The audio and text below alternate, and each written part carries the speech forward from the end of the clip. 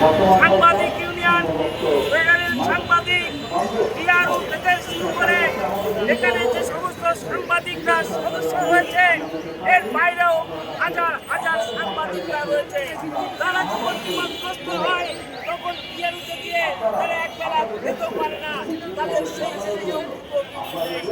আজকে আমি তাই বলতে চাই, আমরা বৈষম্যের বিরুদ্ধে এই 24-এর গণঅভ্যুত্থান দেখেছি, কিন্তু সাংবাদিকরা এখনো চরম বৈষম্যের শিকার হয়ে আছে।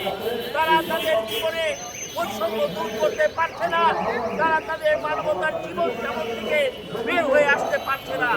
আজকে এই মুক্ত গণমাধ্যম দিবসে আমরা স্পষ্ট ভাষায় বলতে চাই, সাংবাদিকদের জীবনকে গতিশীল করতে হবে, তারা যেন মুক্ত স্বাধীনভাবে কাজ করতে পারে সেই সুযোগ সৃষ্টি করতে হবে।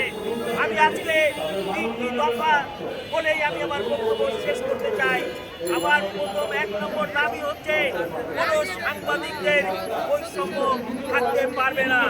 আমার দ্বিতীয় দাবি হচ্ছে, এই জাতীয় প্রেস ক্লাব, টিআরও, আকাশ সাংবাদিক ইউনিয়ন, ফেডারেল সাংবাদিক ইউনিয়ন, ফটো জার্নালিস্ট থেকে শুরু করে সাংবাদিক ইউনিয়নে যারা সাংবাদিকতা করে তাদেরকে সদস্যপদ সহজ করতে হবে, তাদেরকে যেন সদস্যপদ প্রাপ্তি পায় সে বিষয়ে